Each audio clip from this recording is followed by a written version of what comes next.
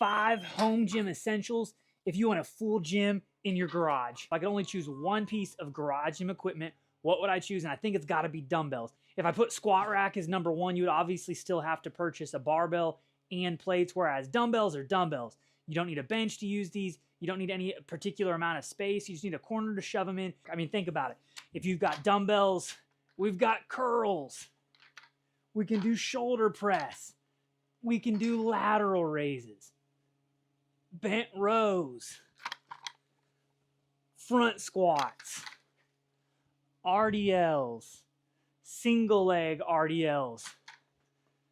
We can do Cossack squats. We can do lunges. If you're at a point right now, you're like, I need to make one purchase, but I don't have the money to get a full garage gym, I would start with a sick pair of power block dumbbells. You can get them from like 5 to 50 pounds. I've got this set that goes from 10 to 90 pounds, and they're sick. They don't take up a lot of space, and they crush workouts. Number 2 purchase for the garage gym needs to be a barbell and bumper plates. A lot of guys on social media get all in their feelings about steel plates being better than bumper plates. And hear me out, if I'm deadlifting heavy, I need steel plates because I'll run out of room on the bar when I'm using bumper plates. However, I would go with bumper plates first because for most of us, you can get up to about 495 on the bar pretty comfortably with bumper plates. And the bumper plates are a little more versatile because they're a little bit thicker. You can use them for things like deficit push-ups. You can use them for deficit lunges. So they kind of expand what you can do. You might be like, Ben, with a barbell, if I don't have a rack, how am I going to back squat? Hear me out. You need the rack eventually, and that's going to be on the list today. But with an empty bar and bumper plates right, you can clean the bar from the floor, and we can hit our front squats. You can do your strict press, put the bar on your back.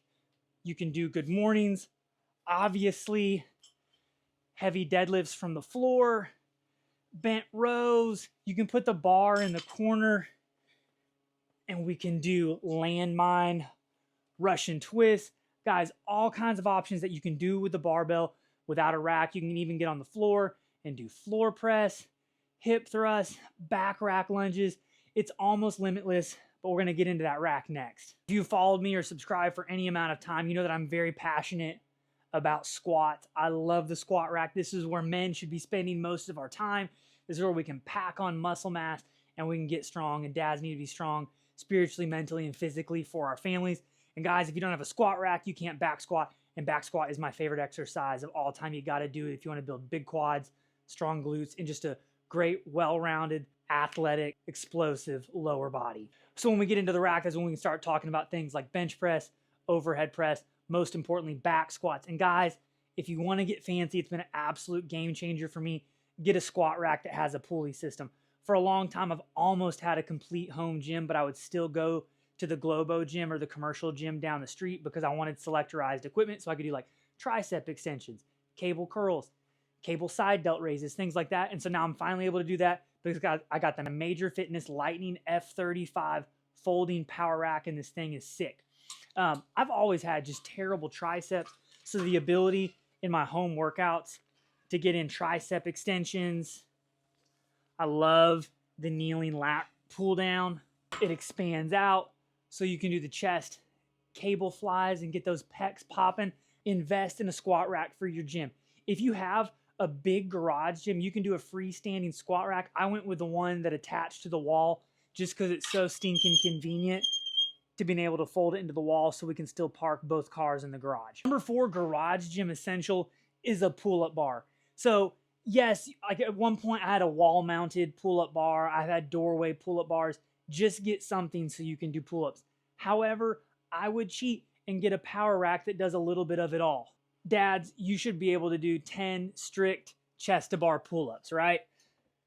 Dead hang at the bottom, chest to the bar, slow descent, 10 reps like that. A strong back gives us great posture. It also makes us look good in a t-shirt. And dads, you gotta have a strong back so you can bear the burden of being the strongest dad on your street. If you're not ready to invest in a full squat rack for the garage with a pull-up bar, guys, you get one of those doorway pull-up bars that you can put in the closet when you're not using it. And guys, worst case scenario, you can hop out on a tree branch and knock out some pull-ups, or you can go to the park with your kids and knock out some pull-ups on the monkey bars. Whatever you do, find a way to get in your pull-ups and eventually invest in a sick setup like this. Number 5 on the list is an adjustable bench to get in your garage gym. Now listen, you can get in most of your chest exercises by doing like floor press and push-ups, things of that nature, but by getting the adjustable bench and giving us the ability to do incline bench press is an absolute game changer. Guys, most of us, especially me, have weak upper chest. Having the incline allows us to better isolate the upper chest fibers. Incline also enables us to get a ton more variety in our bicep work. Thinking incline skull crushers, you can do dips on your bench, step ups, Bulgarian split squats. Invest in a sweet adjustable bench. Not to mention one of my favorite back exercises, the chest supported incline row. Guys, lots of times on the row we kind of cheat and use momentum. This takes momentum out of the game and I think helps you to better isolate your lats.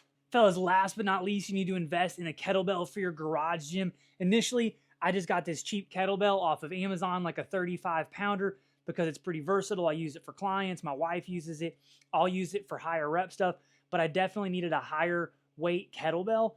The thing about kettlebells and dumbbells is if you have to get all of the weights to take up a lot of space, I've really been digging this Power Block adjustable kettlebell. Check this out. Because you take the pin out, you've got 35 pounds, 44, 53, all stack 62. So if we're talking conditioning that doesn't suck, I just dropped a podcast on this yesterday.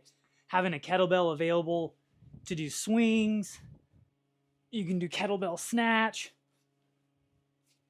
goblet squats, farmer carries, suitcase squats, sumo deadlift high pulls.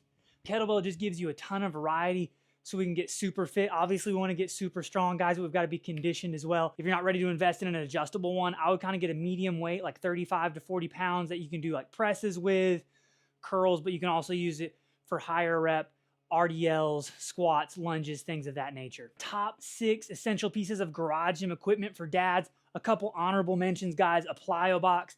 I love the soft plyo box for box jumps. I put it down on 20 inches for my kids. They can do box jumps. If they fall on their shins, they don't get hurt. Also great for decline push-ups, step-ups, Bulgarian split squats, hip thrusts, another versatile piece of equipment that'll get a lot of use in your garage gym. Another honorable mention is the Major Fitness Cobra AH1 hack squat leg press combos. This is also reversible. So after you're done with your hack squats, you can just spin it around and knock out some leg press. Also, if you're like me and have really shrimpy calves, a great way to load up some weight and do some calf raises. I think regular bodyweight calf raises are great. Always use a lot of tempo. Go down really slowly. Pause in the stretched position. You can go up as quickly as you want.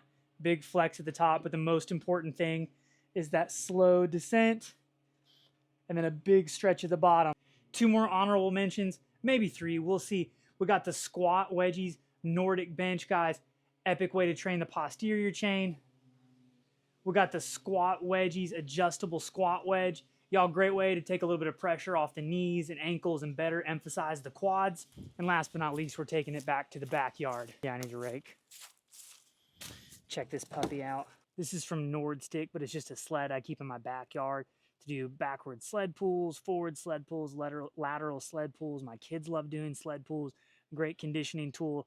I didn't have room in my garage, so I just leave it in the backyard under a trash can, but we get a lot of use out of this thing. Once again, I lied. I can't leave this out. We got one more honorable mention. I promised, or I'm at least pretty sure my last honorable mention, the Polar Monkeys Brain Pod 2.0. Check this puppy out. Ooh. I hold it at 39 degrees. It's a little bit warmer today, so it's chilling out at about 41 degrees. A little recovery day ice bath. So my goal is to try to be stoic and to quit making a wimpy reaction when I sit down in the water. Easier said than done, my gosh. Whew. Also trying not to dunk my headphones in the water. Ooh. Fellas, thanks for watching today. Those are my garage gym essentials. I appreciate y'all. Subscribe to the show. Share this with a dad you think it might be an encouragement to. Remember to keep crushing goals and encourage some other dads along the way.